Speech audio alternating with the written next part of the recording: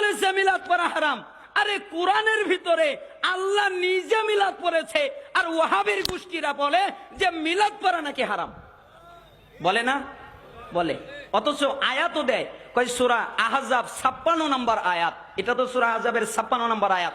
তাদের অনুবাদ শোনাই, তারা অনুবাদ করে ইন্নাল্লাহ, নিশ্চয় আল্লাহ, ওয়া মালাইকা, এবং তার মালাইকা, ইউসাল্লুনা আলান নবী, নবীর উপরে দুরূদ পড়ে, ইয়া আইয়ুহাল্লাযীনা আমানু, ঈমানদারগণ, সাল্লু আলাইহি ওয়া সাল্লিমু তাসলিমা, তোমরা ওই নবীর উপরে দরুদ পড়ো, তোমরা ওই নবীকে সালাম দাও।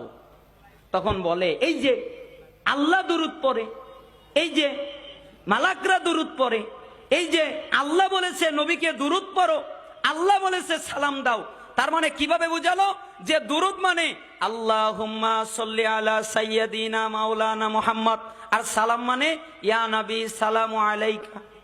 এখন এই দরুদ যদি রাসূলের হাদিসে না থাকে, এই দরুদ যদি আল্লাহর নবী না বলে যান, পৃথিবীতে কোন হাদিস গ্রন্থে এই দরুদ পাওয়া যায় না।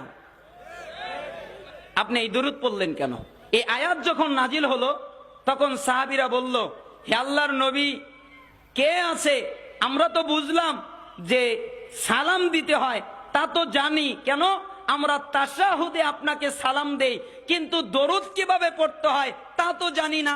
তখন আল্লাহর নবী বললেন, কুলু, তোমরা বলো, আল্লাহুম্মা সাল্লি আলা মুহাম্মদ ওয়া আলা আলি মুহাম্মদ কামা সাল্লাইতা আলা ইব্রাহিম, অর্থাৎ তিনি দুরুদে ইব্রাহিম পাঠ করলেন। তার মানে দুরুদ পড়া মানে দুরুদে ইব্রাহিম পড়ো।